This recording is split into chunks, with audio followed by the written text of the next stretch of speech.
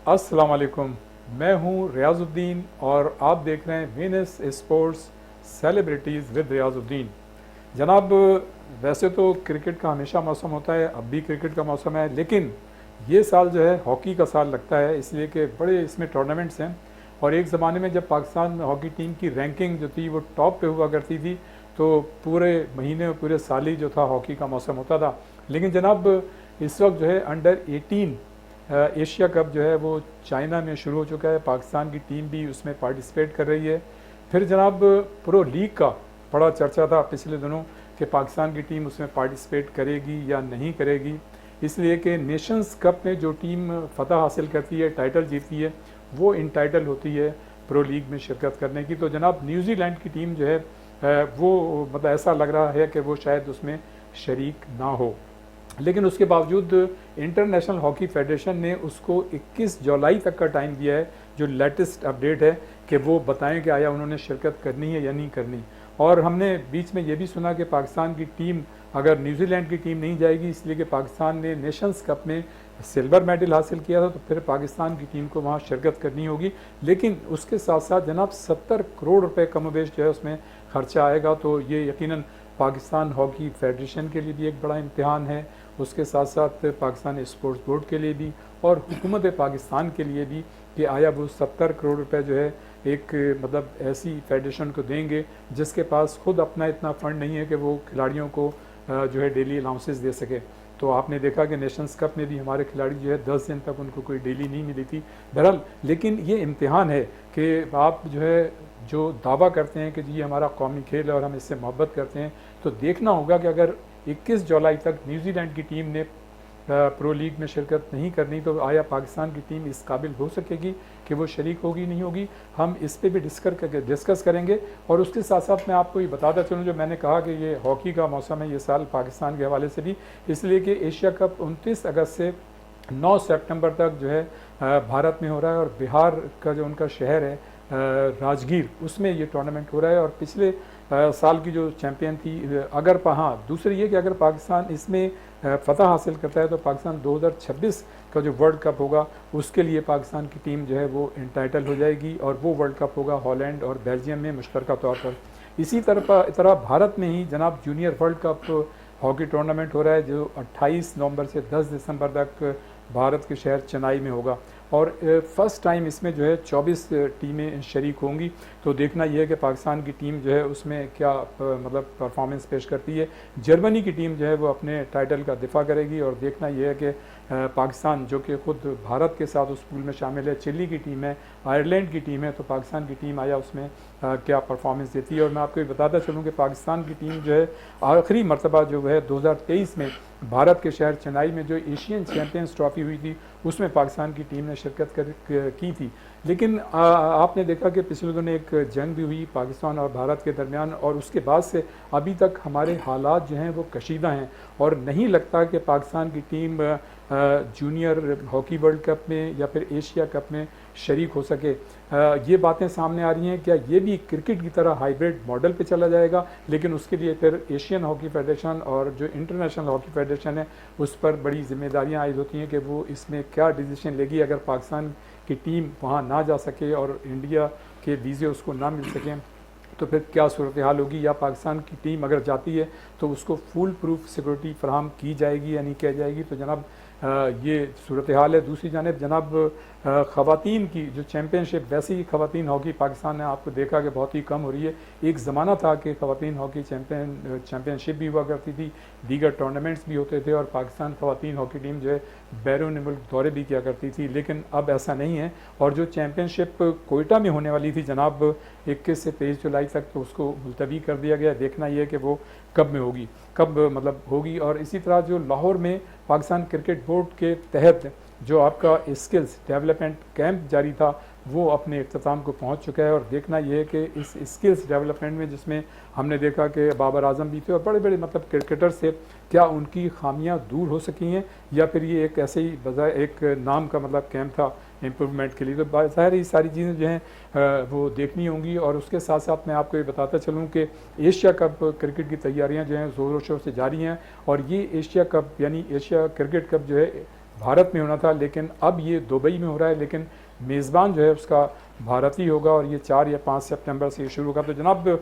आज हमारे दरमियान बड़ी मतलब मार्कतुल्लारा शख्सियात मौजूद हैं और आपने देखा इससे पहले भी हमारे प्रोग्राम में आते रहे। 1984 के लॉस एंजलिस ओलंपिक की फातेह पाकिस्तानी टीम के half back Ayaz Olympian Ayaz Mahmood साहब हमारे साथ इस प्रोग्राम में शामिल हैं, जिनके वालिद खुद भी साबिक ओलंपियन रहे हैं। और उसके साथ साथ जनाब आज एक नई शख्सियत से हम आपको मुलाकात कराएंगे। कोई अपनी फील्ड में वो नए नहीं है, लेकिन ज़ाहिर है यहाँ पर हमने उनको मदऊ किया और उनका शुक्रिया कि वो यहाँ आए। हमारे साथ मौजूद हैं सुहेल मलिक साहब, जो कि जनाब ब्रॉडकास्टर भी हैं, उसके साथ साथ सीनियर स्पोर्ट्स प्रोड्यूसर भी हैं और उसके साथ साथ जनाब साबिक बॉडी बिल्डर के प्लेयर भी रहे हैं, क्रिकेट भी उन्होंने खेली है और उसके साथ साथ उन्होंने की जो सबसे अहम बात है उन्होंने जर्नलिज्म में अमेरिका में बाकायदा इसकी ट्रेनिंग हासिल की है। तो ये मल्टी डायमेंशनल पर्सनालिटी हैं जनाब। और एक बात मैं उनके मुतालिक और ज़रूर कहूँ सुहेल मलिक साहब के हवाले से कि 2022 में जब रेडियो पाकिस्तान ने पहली मरतबा अपना स्पोर्ट्स चैनल इंट्रोड्यूस किया था तो वो उसके प्रोड्यूसर थे। तो जनाब सुहेल मलिक साहब हमारे साथ मौजूद हैं। अस्सलाम वालेकुम। वालेकुम अस्सलाम, बहुत शुक्रिया। क्या हाल है सुहेल भाई? ठीक हैं? अल्हम्दुलिल्लाह, शुक्र। अयाज महमूद साहब अस्सलाम वालेकुम। वालेकुम सलाम। कैसे हैं आप? ठीक ठाक हैं जनाब? जैसा मैंने पहले कहा कि तो हॉकी का मौसम है और मतलब हॉकी जो है शुरू होने वाली है। अच्छा, प्रो लीग का बड़ा जिक्र हो रहा था और ऐसा लग रहा था कि पाकिस्तान की टीम मतलब इम्कान 70 करोड़ रुपए थे तो लग रहा था 1 हफ्ते का टाइम था, उसमें हो नहीं सकता था। लेकिन जो लेटेस्ट मतलब स्टेटस है वो ये है कि इंटरनेशनल हॉकी फेडरेशन ने, जैसा कि मैंने अपने इंट्रो में कहा, कि 21 जुलाई की डेडलाइन दी है न्यूजीलैंड की टीम को कि वो उस वक्त तक हमें जवाब दे कि आया वो शरीक होगी या नहीं होगी। तो अगर वो शरीक नहीं होगी तो अल्टीमेटली फिर बात पाकिस्तान पे आएगी, इसलिए कि पाकिस्तान ने सिल्वर मेडल हासिल किया है। और यहाँ पर फिर हमें उस मोहब्बत का पता चलेगा जिसका चर्चा पाकिस्तान हॉकी फेडरेशन भी करती है, पाकिस्तान स्पोर्ट्स बोर्ड भी, और ज़ाहिर हुकूमत के जो अरकान हैं जिन्हें हॉकी से मोहब्बत है, इसलिए कि पाकिस्तान ने बड़े बड़े टाइटल्स इसमें जीते हैं, Olympic, world cup, champions trophy, Asian games, Asia cup. तो यकीनन वो भी ये चाहेंगे कि वो पैसा जो है कहीं ना कहीं से पूरा करें। और अगर आपकी मतलब एक मौका मिल जाता है खेलने का, आप क्या कहते हैं इसमें? मेरा इस बारे में थोड़ा सा डिफरेंट व्यू है। पहले बात तो ये बिल्कुल होना चाहिए डिफरेंट, हाँ, हर एक का अपना व्यू होता है। और मेरा व्यू डिफरेंट है कि आप प्रो लीग अगर खेलने जाते हैं पहले तो 70 करोड़ रुपए या 75 करोड़ रुपए आपको चाहिए। सही। ठीक है। न्यूजीलैंड ने मना इसलिए किया क्योंकि हालांकि न्यूजीलैंड हर एतबार से हमसे बेहतर मुल्क है। सही। ठीक है। उन्होंने कहा जी हमारे पास फंड्स नहीं है, हम नहीं जा सकते। ये उन्होंने की पहली स्टेटमेंट है। लेकिन फिर भी FIH ने उनको 21 जुलाई तक उनको डेट दी हुई है। उन्होंने कहा अगर ये नहीं जाएंगे तो फिर हम पाकिस्तान को कंसिडर करेंगे। सही। अब पाकिस्तान के पास, हमारे पास, फेडरेशन के पास तो बच्चों को पैसे देने के लिए नहीं है। जो उनकी डेली अलाउंसेस हैं वो मेरा ख्याल है, जो मेरे पास इंफॉर्मेशन है वो आज तक नहीं। लेकिन हमारे पास ऐसे लोग तो हैं, आपको याद है कि नूर खान उनकी जो बात थी, या आप ब्रिगेड आते, ब्रिगेड हमीदी, उस दौर में वो अपने गुड ऑफिसेज इस्तेमाल करते थे और बहुत सी चीज़ों को अचीव कर लेते थे स्पॉन्सर के हवाले से। यही सबसे बड़ा हमारे यहाँ इस वक्त जो है ना मुसीबत ये है कि आपने पाकिस्तान हॉकी फेडरेशन के ऐसे प्रेसिडेंट बनाए हैं जिन ना वो कहीं पे नौकरी करते हैं, ना कहीं पे उनका कोई इंटरेक्शन है। वो टूर्स पे आपको नज़र आते हैं या यूट्यूब के किसी चैनल भी ऊपर आकर वो थोड़ा सा टीम को उन्होंने बकअप कर दिया और टीम के साथ ही वो जाते हैं, टीम के साथ ही नहीं, उनकी तो तस्वीर जो है किट और हॉकी लिए भी तस्वीरें उनकी आई। देखिए यही अनफॉर्चुनेट है जी हमारे लिए कि हमारे पास पाकिस्तान हॉकी फेडरेशन का प्रेसिडेंट हमने उस शख्स को बनाया हुआ है जिसको उन हॉकी के बारे में कुछ नहीं पता। ठीक है। और जो उनके साथ लोग अटैच हैं उनको भी कुछ नहीं पता, क्योंकि वो तो किसी और मकसद से वहाँ बैठे। अच्छा, वापस आते हैं कि प्रो लीग का क्या बनेगा, बताइए। प्रो लीग मेरा ख्याल है कि सर, मेरा अपना पॉइंट ये है कि नहीं जाना चाहिए, क्योंकि आपके पास एक तो इतने फंड्स नहीं है, दूसरा ये कि अगर प्रो लीग पे जाने से हम वर्ल्ड कप या ओलंपिक्स के लिए क्वालिफाई करते हैं तो फिर तो ठीक है। ये तो एक इवेंट है जो सारी टॉप टीम्स खेलती हैं। अच्छा, sorry to cut you, last जो वीक था उसमें हमारे यहाँ मौजूद थे ओलंपियन नासिर अली। उनका ये व्यू था कि तमाम जो सूबाई हुकूमतें अगर वो 20-20 करोड़ रुपए शामिल करें तो ये जो है अचीव कर सकते हैं और आपकी टीम को जहां भी खेलने का मौका मिले, ये फ्यूचर में आपकी टीम के लिए अच्छा होगा कि उसकी परफॉर्मेंस जो है निस्बतन बेहतर होगी और उन खिलाड़ियों में एतमाद आएगा। सर देखिए, इसमें तो कोई शक नहीं है कि जितनी हॉकी होगी उतना बेहतर है। लेकिन अगर आपके पास फंड्स नहीं हैं और आप फंड्स की वजह से आपको प्रॉब्लम्स आ रही हैं, तो पहले तो आप अपने फंड्स जनरेट करें। उसके बाद अगर आपने इतने फंड्स आ भी जाते हैं तो आप अपने डोमेस्टिक स्ट्रक्चर पे लगाएं। हमारा तो डोमेस्टिक स्ट्रक्चर रियाज साहब है ही कहीं नहीं, एग्जिस्ट ही नहीं करता। अच्छा, हम दो-दो, तीन-तीन साल हमेशा ये बात करते थे कि हमें बड़ी टीमों से खेलना चाहिए जिनकी रैंकिंग अच्छी है, तो हमारे खिलाड़ियों को एक्सपोजर मिलेगा, उनकी एक्सपर्टीज़ बढ़ेगी, उनके कॉन्फिडेंस में इजाफा होगा। तो ये हमें नहीं शिरकत करनी चाहिए। देखें, अगर तो पैसे हैं तो जरूर जाएं। तो पैसों का इंतजाम करें ना सर, पैसों का इंतजाम जिन्होंने करना है वो तो वो करेंगे। टूर से सही। वापस आएंगे तो करेंगे ना। ठीक है, ठीक है। अच्छा जनाब सोहेल मलिक साहब, सबसे पहले तो हम शुक्रिया अदा करेंगे कि आज आप पहली मरतबा जो है किसी मतलब इस पे चैनल पे तशरीफ़ लाएँ, टीवी चैनल पे, और आपने हमें ये एजाज़ बख्शा। बड़ा मतलब है कि आप तो मल्टी डायमेंशनल पर्सनालिटी हैं, बॉडी बिल्डर के प्लेयर हैं, फिर आपने अमेरिका से बाकायदा मतलब जर्नलिज्म में कोर्स भी किया, ट्रेनिंग भी की, फिर 2022 में जब रेडियो पाकिस्तान जिसने स्पोर्ट्स चैनल शुरू किया तो उसके आप प्रोड्यूसर हैं। कहाँ से मतलब कैरियर शुरू किया, कहाँ कैसे पहुँचे यहाँ तक? एक्चुअली मेरा करियर जो हुआ था, प्रोफेशनल करियर की अगर बात की जाए तो 87 में मैं आया था अपने करियर में। नेशनल हाईवेज उस वक्त बन रहा था, M9 जो ये जी। आपका कराची टू फरदरा, तो उस पर मेरा अपॉइंटमेंट हुआ था। देन फिर 88 में रेडियो पाकिस्तान को मैंने ज्वाइन किया, और 2003 में as a producer radio Pakistan को मैंने ज्वाइन किया। और ड्रामा और म्यूज़िक के अंदर ख़ास तौर पर मेरा एक बड़ा एक्सपोजर रहा काम करने का। लेकिन चूँकि स्पोर्ट्स से वाबस्ता था, बॉडी बिल्डिंग जैसा कि आपने बताया वो की मैंने, और कराटे भी खेले, साथ साथ क्रिकेट भी खेली, तो फिर कहीं ना कहीं ये बात भी थी कि अगर रेडियो पाकिस्तान से कोई स्पोर्ट्स चैनल लॉन्च होगा तो शायद मेरा भी उसमें जो है नाम निकलेगा और मैं रेडियो के प्रोड्यूसर के तौर पर ज्वाइन करूँगा। लेकिन अल्लाह ताला जब मेहरबान होते हैं तो बिल्कुल छप्पर फाड़ कर देने वाली बात है। मेरा ट्रांसफ़र हुआ कराची में, और यहाँ पर 2022 में स्पोर्ट्स चैनल का इनागोरेशन हुआ, और उसका पहला प्रोड्यूसर होने के साथ साथ पहला आरजे भी मैं ही रहा। क्योंकि अब बिल्कुल ऑल ऑफ सडन हमें कॉल आती है कि जिस सुबह से जो स्पोर्ट्स चैनल लॉन्च होगा तो आपने आना है और उसको संभालना है, उसको करना है।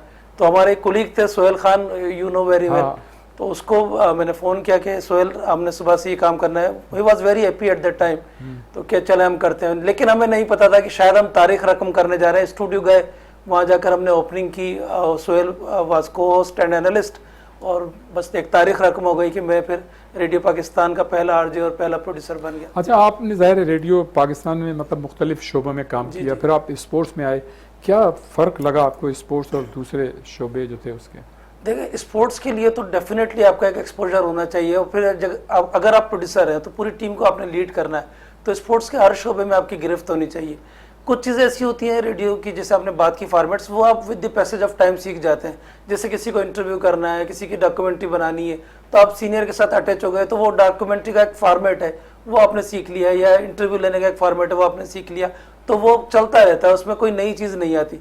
लेकिन स्पोर्ट्स इसलिए मुश्किल है, स्पोर्ट्स जर्नलिस्ट होना या स्पोर्ट्स का प्रोड्यूसर होना इसलिए मुश्किल है कि रोज़ाना नई डेवलपमेंट है, रोज़ाना नई नई बातें हैं, रोज़ाना नए नए अचीवमेंट्स हैं, तो वो आपको अप टू डेट रखना पड़ता है। आपको मतलब रोज़ाना आपका एक नया काम है, रोज़ाना आपका एक नया चैलेंज है। तो मैं समझता हूँ कंपैरेटिवली स्पोर्ट्स का जर्नलिस्ट होना या स्पोर्ट्स का प्रोड्यूसर होना मुश्किल काम है कंपैरेटिवली रेडियो का ड्रामा प्रोड्यूसर हो जाना या म्यूजिक प्रोड्यूसर हो जाना।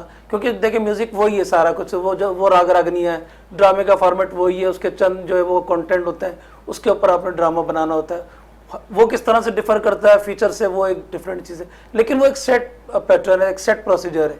लेकिन आप कह रहे हैं कि स्पोर्ट जो है उसमें नए चैलेंजेस आते हैं, रोजाना नई चीजें सामने आती हैं, उस लिहाज से हमको आगे बढ़ना होता है। बिल्कुल, क्योंकि टेक्नोलॉजी का भी इतना ज़्यादा इस्तेमाल हो गया है कि आपको उससे भी हम आहंग रखने के लिए ज़रूरी है कि आप उसमें इन्वॉल्व रहें मुस्तकिल।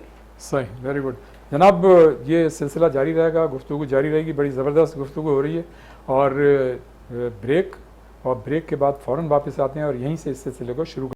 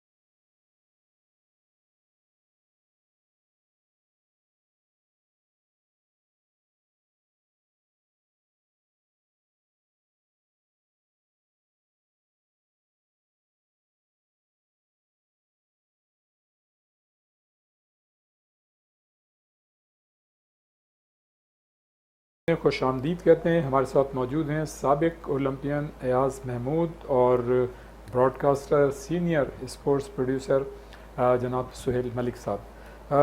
अयाज महमूद साहब, भारत में एशिया कप भी हो रहा है और जूनियर वर्ल्ड कप भी हो रहा है। अच्छा, हालात ऐसे हैं कि नहीं लग रहा कि पाकिस्तान की टीम वहाँ जा सकेगी। एक तो वीज़ों का ज़ाहिर प्रॉब्लम है, ये पहले भी एक दफ़ा हुआ है जो वीज़े नहीं मिले थे जी, और फिर ये कि अगर आपकी टीम चली भी गई तो उसको फुल प्रूफ सिक्योरिटी मिलेगी नहीं, इसलिए कि जो हालात हैं वहाँ पे जो मामलात हैं। तो आप क्या समझते हैं कि ताहिर ज़मान जो पाकिस्तान हॉकी टीम के हेड कोच हैं, उन्होंने पिछले दिनों एक इंटरव्यू में कहा कि जिस तरह से क्रिकेट मतलब ये कि पाकिस्तान क्रिकेट बोर्ड और इंडिया क्रिकेट बोर्ड में एक माहिदा हुआ है कि उनके जो भी आईसीसी के मैचेस होंगे वो हाइब्रिड मॉडल पे होंगे, यानी दोनों कंट्रीज़ एक मतलब उस मुल्क में नहीं खेलेंगी बल्कि तीसरी जगह मैच होगा। आप समझते हैं कि हॉकी में भी यही होगा? तो क्या एशियन हॉकी फेडरेशन और इंटरनेशनल हॉकी फेडरेशन इसके लिए तैयार है? देखें, क्रिकेट तो हो रही है और होती भी रहती है, ठीक है। हॉकी के ऊपर अगर होगा एक एग्जाम्पल तो सेट हो गई है, ठीक, एक एग्जाम्पल तो सेट हो गई है, लेकिन अगर पाकिस्तान और इंडिया अगर खेलता है, पाकिस्तान में या इंडिया में नहीं खेलता है, दुबई में खेलता है या किसी और जगह खेलता है, तो मेरा ख्याल है ये इवेंट तो होना चाहिए। जो मैचेस हैं वो होने चाहिए, और ये आज से नहीं, हम तो डे वन से ये कहते हैं कि पाकिस्तान और इंडिया के मैचेस हमेशा होने चाहिए, क्योंकि ये पब्लिक को अट्रैक्ट करते हैं, उसमें स्पॉन्सरशिप आएगी, उसमें व्यूअरशिप आएगी, और यही प्रोफेशनलिज्म के अंदर यही एक डिमांड होती है कि आप जब तक व्यूअरशिप नहीं होगी तो आपके पास स्पॉन्सर नहीं आएगा। तो ये होना चाहिए, ये तो हम सब कहते हैं कि इस किस्म के इवेंट्स तो होने चाहिए। और जहाँ पे सिक्योरिटी कंसर्न्स हैं वो मेरे ख्याल है उनकी टीम को भी होते हैं, हमारी टीम को भी होंगे। अभी तो ये हमारी फेडरेशन कह रही है कि जी हम जाएंगे, ये तो अभी हमारी गवर्नमेंट ने डिसाइड करना है कि ये इनको परमिशन मिलेगी या नहीं मिलेगी वहाँ जाने की, क्योंकि सिक्योरिटी रीजंस तो हैं। सही, ठीक। अच्छा, अपने सुहेल मलिक साहब, ये बात तो बड़ी इत्मीनान का बाइस है कि रेडियो पाकिस्तान ने बाकायदा अपना चैनल जो आपने बताया 2022 में उसको लॉन्च किया है, ये तो बड़ी अच्छी बात है। और अच्छा, हमने ये भी देखा है कि जितने भी क्रिकेट के इवेंट्स होते हैं, चाहे वो नेशनल हो या इंटरनेशनल, एफएम पे या कहीं ना कहीं कमेंट्री ज़रूर हो जाती है उसकी। लेकिन हॉकी के लिए ये सौतीली माँ जैसा सलूक है, क्यों नहीं हो रही हॉकी की कमेंट्री? ना रेडियो पे हो रही है, ना एफएम पे हो रही है। और एक ज़माने में आपको याद होगा कि जब रेडियो ही लोग सुना करते थे, टीवी होने के बावजूद लोग हाथों में रेडियो रख के और कमेंट्री सुना करते थे। आज भी ऐसे लोग हैं, जाहिर है हर आदमी मतलब इस पोजीशन में नहीं होता कि टीवी के सामने ड्राइंग रूम में बैठा हो या गाड़ी में, तो जाहिर सुनना चाहते हैं। क्यों ऐसा है? देखिए, इंटरनेशनली तो मेरा ख्याल है कि आप इस बात से एग्री करेंगे कि हॉकी को शायद वो एक जो एज हासिल था किसी ज़माने में, वो अब मौजूद नहीं है। ठीक है। क्योंकि अब सारे की सारी जो स्पोर्ट्स की चीज़ें हैं वो डाइवर्ट हो गई हैं एक क्रिकेट की तरफ ही। ठीक है। और हॉकी मेरा ख्याल है बहुत नीचे आ गया। बाकी कुछ गेम ऐसे हैं जो ऊपर आ गए, जिसमें आप लॉन टेनिस की बात कर लें तो ऊपर आ गए, बॉक्सिंग की बात कर लें, रेसलिंग की बात कर लें, एक बड़ा उरूज रहा। तो मेरा ख्याल है ग्रेजुअली हॉकी नीचे आ गई, ये तो उसका एक आस्पेक्ट है। लेकिन ये कहना कि रेडियो पाकिस्तान से उसकी कवरेज नहीं होती, इससे मैं एग्री नहीं करता। रेडियो पाकिस्तान हमेशा से हॉकी को प्रायोरिटी देता आया, और वो एक ज़माना था, यकीनन आप भी इससे वाकिफ़ होंगे, कि हॉकी को इतना ज़्यादा वो मिलता था, एक स्पेस मिलता था रेडियो ब्रॉडकास्ट में, कि लोग वाकई हॉकी को सुनते थे और रेडियो लेकर वो मोहल्लों में और गलियों में और चौपालों में बैठते थे और वो रेडियो सेट रख कर हॉकी को सुनते थे, और बड़ा एक उसका एक इमेज इम्पैक्ट क्रिएट होता था उस ज़माने में। तो रेडियो पाकिस्तान अब भी not only cricket and hockey, तमाम के तमाम खेलों को जब आप 90-4 ट्यून इन करेंगे तो सारे जितने भी खेल हैं जो करंट चल रहे हैं उनके ऊपर रेडियो पाकिस्तान की ब्रॉडकास्ट होती है। और प्रेफरेबली ऑफ कोर्स कमेंट्री की बात कर रहा हूँ, ब्रॉडकास्ट तो इस हॉकी के प्रोग्राम से मुताल्लिक हो रही, जैसे हम यहाँ डिस्कस कर रहे हैं हॉकी क्रिकेट सारा सब कुछ, मैं स्पेसिफिक कमेंट्री मैं बिल्कुल उसी तरफ आ रहा हूँ, क्योंकि अब कमर्शलाइज जितना वो क्रिकेट हो गई है ना, तो उतना हॉकी में इन्वेस्टमेंट नहीं होती। वी आर डिस्कसिंग कि अभी 70-80 करोड़ रुपए जो है वो हॉकी को मिलेंगे तो वो हॉकी आगे जाकर खेलेगी। मतलब कैन वी बिलीव या कैन वी इमेज कि रेडियो सॉरी कि क्रिकेट में 70-80 करोड़ रुपए कोई मायने रखते हैं? मेरा ख्याल है 70-80 करोड़ रुपए ऊँट के मुंह में जीरे के बराबर है। तो ये चीज़ें हैं जो हॉकी को ग्रेजुअली खुद भी नीचे लेकर आ गई हैं कि वहाँ पर कोई पैसे नहीं है, अब डेली नहीं मिल रही अगर किसी खिलाड़ी को, तो वो किस तरह से जान तोड़कर मेहनत करेगा। तो ये सारा का सारा इम्पैक्ट आता है फिर ब्रॉडकास्ट पर भी, क्योंकि लोग भी नहीं सुनना चाहते ना। इस तरह से हॉकी का एक इमेज नहीं रहा जिस जमाने में हम लोग वर्ल्ड चैंपियन थे। और लेकिन उसके इमेज को बनाने के लिए वो आगे आने चाहिए ना, उन्हीं इदारों को जिन्होंने उसको प्रमोट किया था। जी बिल्कुल आना चाहिए, बिल्कुल आप सही कह रहे हैं, आना चाहिए। और इसमें डेफिनेटली कहीं ना कहीं पर हमारे जो स्पोर्ट्स के बोर्ड्स हैं या गवर्नमेंट है, उनको भी इस जानिब तवज्जो देने की ज़रूरत है कि हॉकी को, चूँकि हम हॉकी स्टिल हमारा नेशनल गेम है, तो हॉकी को प्रमोशन अगर पूरी दुनिया नहीं दे रही तो नहीं दे रही, लेकिन हम उसको ऑन करते हैं कि ये हमारा कौमी खेल है। तो अगर कौमी खेल है तो जाहिर बात है फिर इसमें उसी तरह से इन्वेस्टमेंट भी हर तरह की होनी चाहिए। जी रियाज महमूद साहब, अभी हम बात कर रहे थे कि हमारे पास उस मतलब जो कैलिबर के लोग हुआ करते थे, जैसे AR मार्शल नूर खान का जिक्र इसलिए आता है बार बार, अल्लाह ताला उन्हें गरीक रहमत करे, कि वो एक शख्सियत थे, मतलब उन्होंने अपने जो उनका शोबा था उसमें भी ज़बरदस्त, और फिर हॉकी या किसी भी स्पोर्ट्स में आए तो उसको वो लेके गए आगे। और उनका मतलब फेस वैल्यू ऐसी थी कि जहाँ खड़े हो जाते थे स्पॉन्सर्स आ जाते थे। इसी तरह ब्रिगेडियर आतिफ मरूम साहब थे, इसलिए ब्रिगेडियर हमीदी और मुदस्सिर अजहर तक के ज़माने तक मतलब ये चीज़ें चलती रहीं। आप क्या समझते हैं कि हॉकी का सरबरा उसको होना चाहिए जो कह सकते हैं, इसलिए कि PIA का सरबरा हॉकी का सरबरा होता था, तो किसी मल्टीनेशनल कंपनी का मतलब सरबरा होना चाहिए जो इस चीज़ों को मैनेज ज़्यादा आसानी से कर सके? ये ऐसा होना चाहिए इसलिए कि हमारा कौमी खेल है। देखिए, रिवैम्प की ज़रूरत है इस वक्त, कि पूरा आपका जो फेडरेशन है उसको रिवैम्प होना चाहिए और उसके अंदर कमर्शियल लोग आने चाहिए। जब तक आपके पास कमर्शियल लोग नहीं आएंगे वो थॉट प्रोसेस आपका नहीं स्टैब्लिश हो सकता, ठीक है ना। तो आपको वो बोर्ड चेंज करने की ज़रूरत है कि हम अगर इंतज़ार करेंगे कि कांग्रेस मेंबर जो है वो हमें वोट करेगा तो मैं सेक्रेटरी बन जाऊंगा, वो वोट करेगा तो प्रेसिडेंट बन जाऊंगा।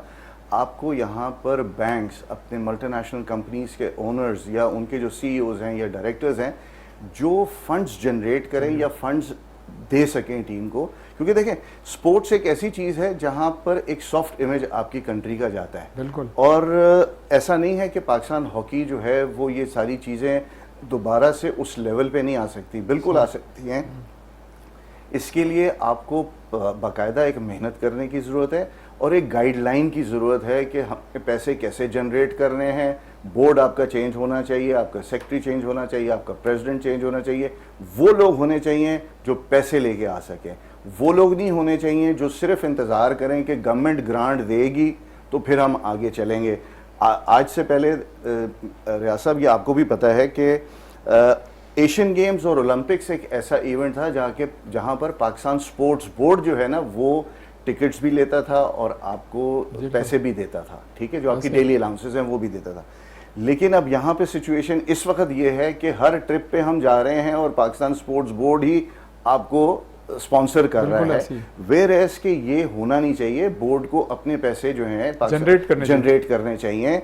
आपके जो ऑफिशियल्स हैं उनको यहाँ ऑफिसेज में बैठ के अपना एक लाहे अमल बनाना चाहिए कि हमने पैसे कैसे जनरेट करने, गुड ऑफिसेज इस्तेमाल करने चाहिए। बच्चों की जॉब्स के बारे में सोचना चाहिए, बच्चों की डेली अलाउंसेस के बारे में सोचना चाहिए, ना ये कि हम हमारे जो टॉप ब्रास है वो खुद उठ के चल पड़ता है हर ट्रिप पे और वो डेली अलाउंसेस उनको मिल रहे हैं, बच्चों को नहीं मिल रहे। अच्छा, ब्रेक का टाइम हो रहा है, लेकिन ब्रेक पे जाने से पहले मुख्तसरन मैं ही पूछूंगा, आप तो माशाल्लाह ब्रॉडकास्टिंग अपनी जगह, प्रोड्यूसर अपनी जगह, लेकिन आप प्लेयर भी रहे जनाब, बॉडी बिल्डर, तो बताएं क्या पोजीशन है इस वक्त बॉडी बिल्डिंग की पाकिस्तान में? इस वक्त बॉडी बिल्डिंग का एक बड़ा इमेज बन गया है और वो इसलिए बन गया है कि जो ये सोशल मीडिया है ना, उसने जो इंटरनेशनल प्लेयर्स हैं बॉडी बिल्डिंग के, वो बड़े लोगों के आइडियल हो गए, खासतौर पर हमारे यूथ के बड़े आइडियल हो गए। तो एक बड़ा अच्छा एक जो है वो इमेज बन गया पाकिस्तान में और इसमें स्कोप भी है।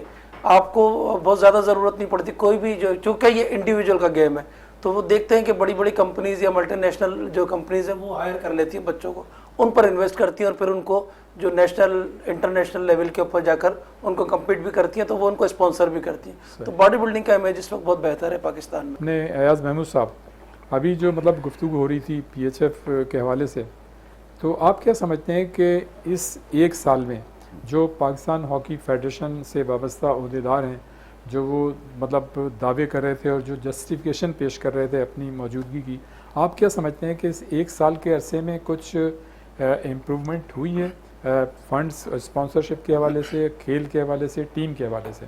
देखिए, मैं हमेशा से एक चीज़ का कायल हूँ कि आप बच्चों को जब तक हार्ड ट्रेनिंग्स नहीं कराएंगे और अपनी जो हम पिछले 20 साल से एक टर्मिनोलॉजी पे खेल रहे हैं कि फर्स्ट हमने डिफेंड करना है और फिर हमने अटैक करना है, ये इसी इवेंट के अंदर आप देख लें, आप सारे मैचेस उठा के देखें। अच्छा, लास्ट जब आप आए थे तो आपने उस वक्त हाफ प्रेस और फुल प्रेस की बात की। एग्जैक्टली, अभी भी आप देख लें, मैंने क्या कहा था कि आप हाफ प्रेस खेलेंगे आप जीत ही नहीं सकते। आप सारे मैचेस उठाएं, पहले आप पे गोल हुए, फिर हम निकले गोल करने के लिए। अरे भाई, तो आप शुरू के 15 मिनट आप क्यों हाफ प्रेस खेल रहे हैं? जब आप खेल ही नहीं सक रहे हैं तो आप क्यों खेल रहे हैं? पहले आप अपनी टीम को अंडर प्रेशर लाते हैं, फिर उसके बाद कहते हैं यार अब दोबारा से गोल कर लो। आप फर्स्ट विसल से लेके आखिरी विसल तक ऐसे ही खेलें, ऑल आउट जाएं। सर हॉकी है ये। मैं आपको एक इंसिडेंट बताता हूँ। अभी गोरे से मेरी फ़ोन पे बात हो रही थी, उसने कहा यार व्हाट्स हैपनिंग, तो मैंने कहा कि जी we are trying to you know cope up with new rules and regulation. कहता है no, I tell you one thing, अच्छा, the way you used to play we have started playing that way, and the way we used to play you started playing that way. सही। उसका सीधा सीधा जवाब था, पहले हम अटैकिंग हॉकी नहीं खेलते थे, हम डिफेंसिव खेलते थे। अब वो हमने शुरू कर दिया, आपने डिफेंसिव शुरू कर दिया, तो आपका वही हाल हो गया जो हमारा था। सही। सोहेल मलिक साहब, आपका तो मतलब सारे खेलों से ताल्लुक है, जाहिर है आप क्रिकेट भी आपने खेली है। बाबर आजम, रिजवान, शाहीन शाह अफरीदी, नहीं लग रहा कि मुस्तकबिल करीब में वो T20 फॉर्मेट में आएंगे? क्या समझते हैं आप? समझते हैं कि उनकी जगह जो हमने खिलाड़ी लिए हैं वो बहुत जल्द मतलब उनके म्यार तक पहुंच जाएंगे? सर देखिए, म्यार तक पहुंचने के लिए एक टाइम तो चाहिए होता है। स्किल्स तो यकीनन होती हैं, उनमें टैलेंट तो होता है, लेकिन उसको ग्रूम होने के लिए कुछ टाइम चाहिए होता है, हम आहंग होने के लिए टाइम चाहिए होता है। अब इन लोगों ने इंटरनेशनल टूर्स इतने कर लिए हैं कि ये हर पिच से तकरीबन वाकिफ़ हैं। तो जब तक हमारे बच्चे, ठीक है उनमें टैलेंट तो मौजूद है, लेकिन जब तक वो उन कंडीशन से, उन सारे माहौल से, एनवायरनमेंट से जब तक उनकी हम आहंगी नहीं होगी, तब तक हमें उनको डेफिनेटली टाइम देना चाहिए। ये नहीं है कि आज हम उनको इंडक्ट करें और फिर ये सोचें कि नहीं ये कल से हमें डिजायर्ड रिजल्ट देंगे। दे भी सकते हैं, दे सकते हैं, लेकिन अगर नहीं देते तो डेफिनेटली हमें उनको टाइम देना चाहिए। अच्छा एयाज महमूद साहब, जाहिर है मतलब ये कि 2 इवेंट्स हो रहे हैं इंडिया में, और जूनियर वर्ल्ड कप जो हो रहा है इंडिया में उसमें 24 टीमें शरीक हैं, और पाकिस्तान की टीम भी उसी पूल में अगर गई और खेली, एक आयरलैंड है और एक चिली है, क्या कहेंगे? सर मेरा ख्याल है कि हमारे बच्चे जो हैं इस वक्त जो पाकिस्तान टीम में भी जो खेल रहे हैं, इसमें से मेरा ख्याल है कि 4-5 बच्चे ऐसे हैं जो पाकिस्तान जूनियर्स के हैं। अच्छा, ठीक है, तो ये हमारे लिए एक एज है कि हमारा जो सीनियर टीम का अगर लॉट टीम में आ जाता है तो ये हमारा एक एक्सपीरियंस लॉट होगा जो अच्छा परफॉर्म कर सकेगा, डिपेंडिंग कि फिटनेस लेवल क्या है, क्योंकि वहाँ पे हर मैच जो है वो आपका ये समझ लें कि फाइनल मैच होगा। 24 टीमें हैं तो 6 या तो 6 पूल हैं, 6 पूल हैं, ठीक है ना। तो हर मैच आपका जो है, फिर आप क्वार्टर फाइनल्स में आएंगे, सेमीफाइनल्स में आएंगे, फिर फाइनल्स में आएंगे, तो ये आपके लिए इन बच्चों के लिए बड़ा एक टफ इवेंट होगा, लेकिन पाकिस्तान अच्छा परफॉर्म कर सकता है क्योंकि पाकिस्तान के पास अच्छे बच्चे और हैं। दूसरी ये कि अंडर 18 एशिया कप जो है इस वक्त चीन में हो रहा है और हमारी टीम वहाँ पार्टिसिपेट कर रही, तो आप समझते हैं कि उससे भी हमें कुछ डेफिनेटली मिल सकता है? देखिए वहाँ पे हमारे बच्चे, वहाँ पर भी मेरा ख्याल है अगर मैं ओवरऑल देखूंगा तो हमारे बच्चे उन सारे बच्चों से बेहतर होंगे। अच्छा, हाँ, अब डिपेंड ये करता है कि हम कौन से पैटर्न पे खेल रहे हैं। अगर तो हम हाफ प्रेस के पैटर्न पे खेल रहे हैं तो फिर मेरे जो क्या कहते हैं, तो आपने मशवरा दिए कोचेस को? सर मेरा ख्याल है कि हर चैनल पे मैंने यही कहा है कि हम हाफ प्रेस हॉकी खेल ही नहीं सकते। इवन जब मैं एक्मन के साथ था तो मेरी और उसकी यही बहस थी। इवन सईद खान साहब हमारे साथ थे तो हम उससे यही बहस करते थे कि हम एज ए नेशन बड़ी एग्रेसिव नेशन है। सही। आप कह रहे हैं कि विसल बजे और आप कह रहे हैं कि जी अब ये आज आपने जो है ना उस साइड पे अभी 15 मिनट जो है ना उनके डी की तरफ नहीं जाना। क्यों नहीं जाना भाई? जब मुझे चांस मिल रहा है, मुझे अपॉर्चुनिटी मिल रही है तो मुझे तो जाना चाहिए। सही। और मुझे पेनिट्रेट करना चाहिए।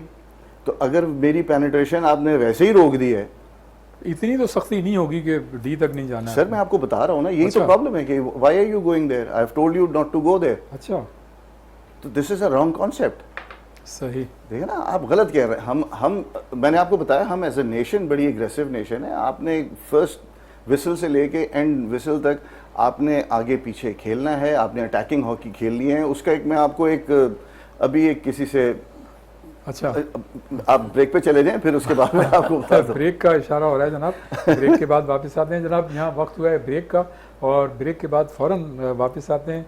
हमारे साथ जैसे मैंने पहले बताया मौजूद हैं साबिक ओलंपियन एयाज महमूद साहब और broadcaster producer sports Sohail Malik साहब। तो एक ब्रेक और ब्रेक के बाद यहीं से इस सिलसिले को शुरू करते हैं।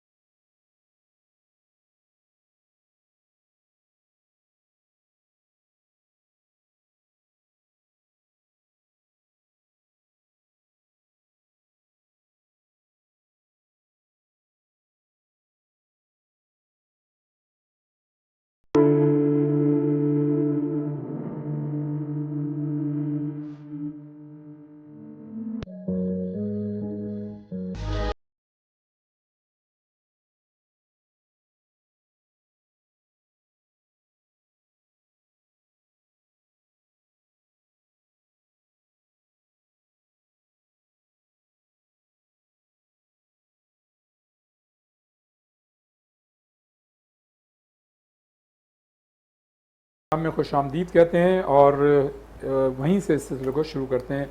सुहेल मलिक साहब, पाकिस्तान में ज़ाहिर है 10 PSL जो है मुनक़िद हो चुकी हैं और अब जो 11वीं PSL होगी गालिब इम्कान है कि 2 टीमें और होंगी, तो यानी 6 और 2 8 टीमें हो जाएंगी। आप क्या समझते हैं जब से PSL शुरू हुई उस वक्त से लेके आज तक हम मतलब ये कि हमने इससे फ़ायदा उठाया है या हमें इसका कोई नुकसान हुआ है? प्लेयर्स नए आए हैं हमारे पास या नहीं? और दूसरे मतलब ये कि एक इसमें तो कोई शक नहीं है कि इंटरनेशनली जो है इस PS से हमारा एक सॉफ्ट इमेज दुनिया भर में गया है, ये तो एक बड़ी अच्छी बात रही। लेकिन मैं खिलाड़ियों के हिसाब से पूछ रहा हूँ कि हमने उसमें इम्प्रूवमेंट की है? मैं समझता हूँ बिल्कुल हुई है इम्प्रूवमेंट। जो अभी तक देखिए वही बात आ जाती है कि हमारा जो बुनियादी ढांचा है किसी भी स्पोर्ट्स का वो किस तरह से काम कर रहा है। अगर बात की जाए हकीकी तो डेफिनेटली वहाँ पर हमारा डोमेस्टिक स्ट्रक्चर इतना मजबूत नहीं है, लेकिन क्रिकेट का किसी न किसी सूरत में मौजूद है। उसको जो बढ़ावा दिया वो हमारी सुपर लीग ने ही दिया है। तो सुपर लीग में एक चार्म पैदा हुआ है, लड़कों के लिए एक अट्रैक्शन पैदा हुई है और वो आए ग्राउंड की तरफ आए। ग्राउंड की तरफ आने के लिए जो मेहनत दरकार थी वो उन्होंने अपने अपने लेवल पर की है। किसी को बहुत अच्छा लेवल मिल गया, किसी को कम लेवल मिल गया, किसी ने अपने देहातों में ही मेहनत की है, लेकिन उनके सामने टारगेट था कि हमने PSL को अचीव करना है और किसी न किसी तरह से वो इंडक्ट भी हुए।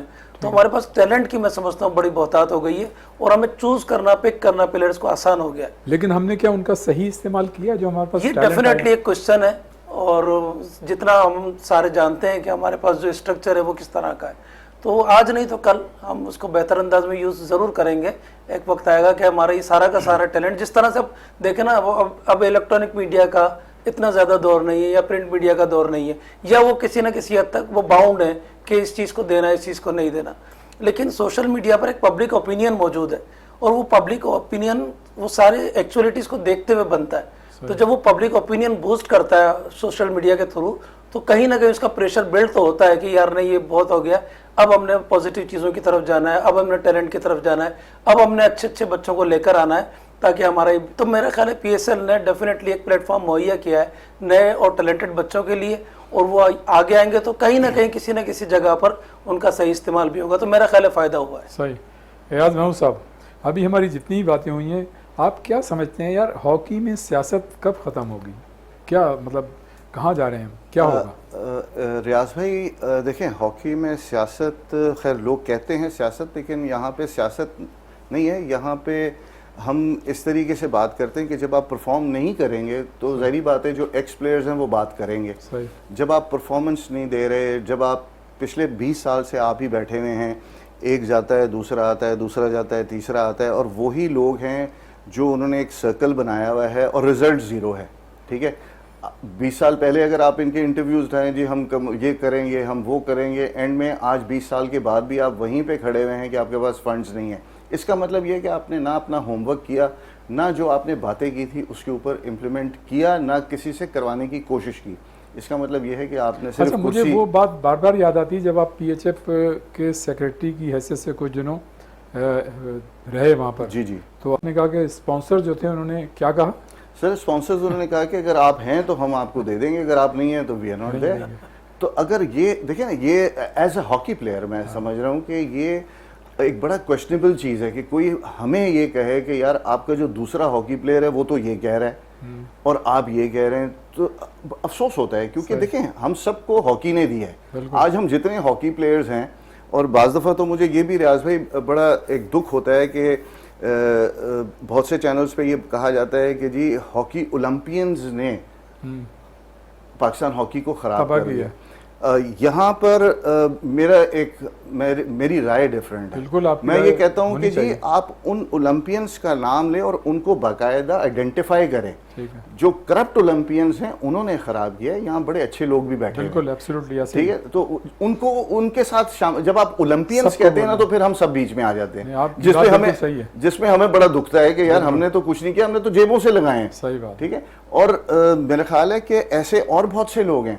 अभी आपको एक इंसिडेंट बता देता हूँ कि मंजूर सीनियर साहब के नाम पर एक DHA लाहौर के अंदर एक स्टेडियम बना। जी हाँ, ठीक है। वो मार्को तुलारा हमारे और स्टेट ऑफ द आर्ट वो स्टेडियम बना, एस्ट्रोटर्फ लगी हुई है, वहां से उनको निकलवा दिया गया।